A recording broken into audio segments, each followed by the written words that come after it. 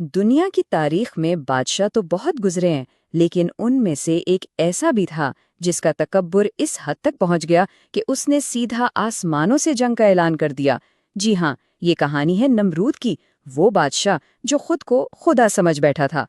سوچنے کی بات یہ ہے کہ انسانی تکبر کی آخر حد کیا ہے، یہ انسان کو کہاں تک گرا سکتا ہے۔ چلیں نمرود کی اس کہانی میں اس سوال کا جواب تلاش کرتے ہیں۔ اور دعویٰ کیا تھا، میں زمین اور آسمان کا حکمران ہوں۔ یہ الفاظ تھے بابل کے بادشاہ نمرود کے۔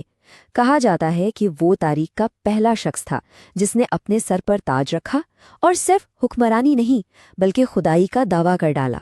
یہ وہ وقت تھا جب حضرت نوح علیہ السلام کے طوفان کے بعد دنیا پھر سے آباد ہو رہی تھی، اور اس نئی دنیا کا مرکز تھا بابل، اور اس پوری سلطنت کا بلا شرکت غیر مالک نمرود تھا، ایک ایسا بادشاہ جس کی حکومت مشرق سے لے کر مغرب تک پھیلی ہوئی۔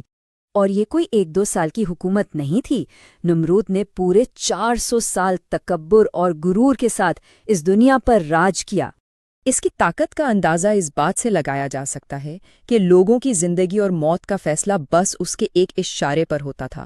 خوراک کے تمام ذخائر اس کے قبضے میں تھے، اور اس کا حکم صرف ایک تھا کہ اسے خدا تسلیم کیا جائے، اور جو انکار کرے اس کی سزا صرف موت تھی۔ ظاہر ہے لوگ بھوک اور خوف کی وجہ سے اس کے آگے سر جھکانے پر مجبور تھے۔ لیکن کہتے ہیں نا، ہر ظالم کے زوال کی شروعات ایک خوف سے ہوتی ہے۔ ایک رات نمرود نے ایک عجیب خواب دیکھا۔ اس نے دیکھا کہ آسمان پر ایک ستارہ چمکا ہے، اور اس کی روشنی اتنی تیز تھی کہ اس نے سورج اور چاند دونوں کو ماند کر دیا۔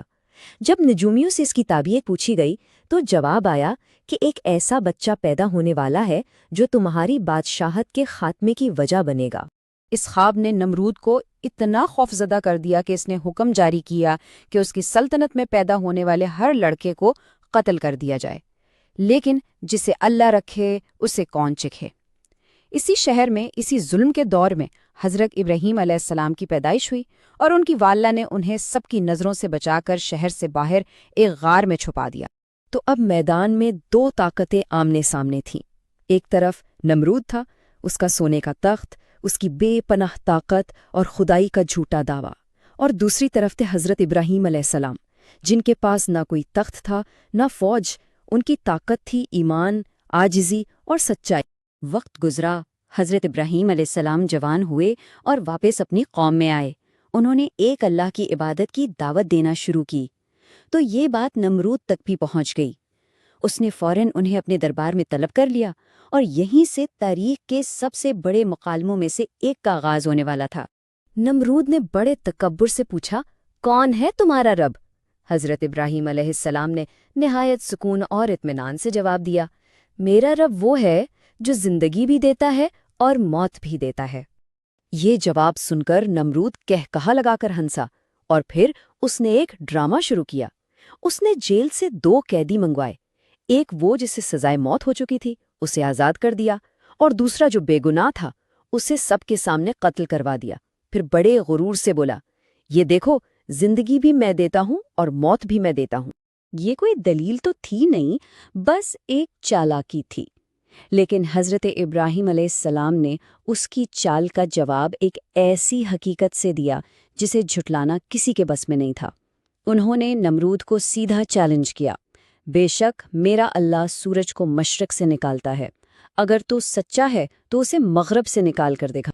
اس ایک سوال پر پورے دربار میں گہرا سناٹا چھا گیا۔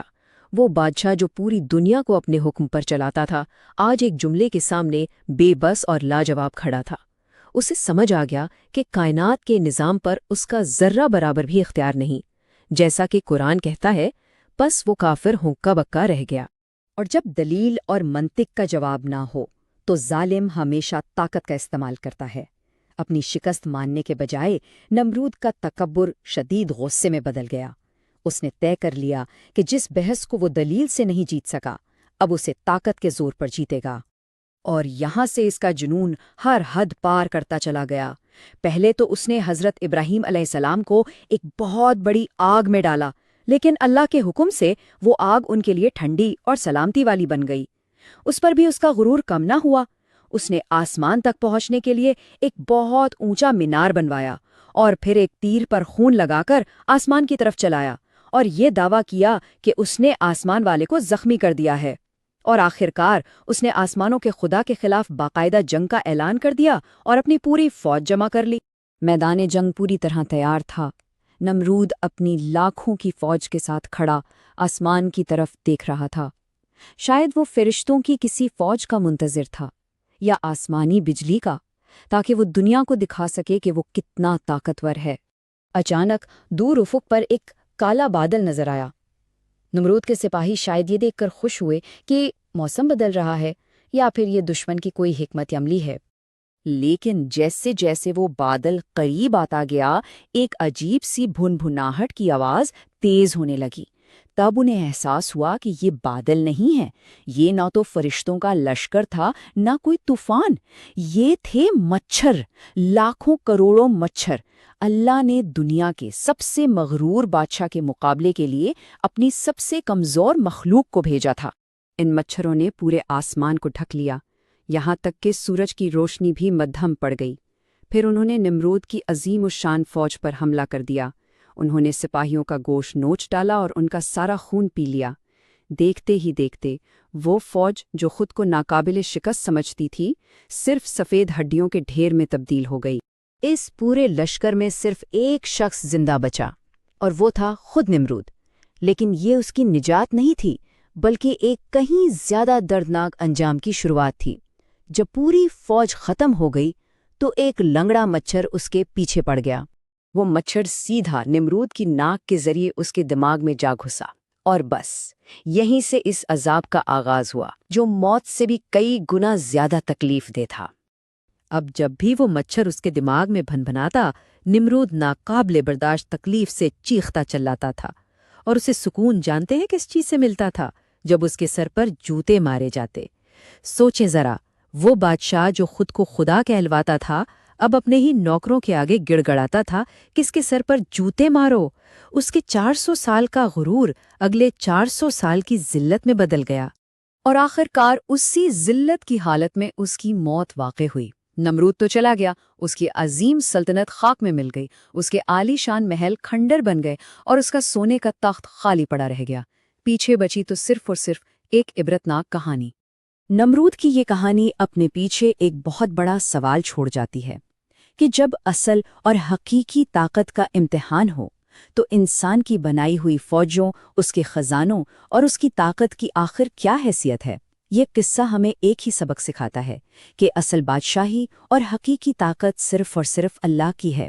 عاجزی کرنے والا ہی بلند کیا جاتا ہے، اور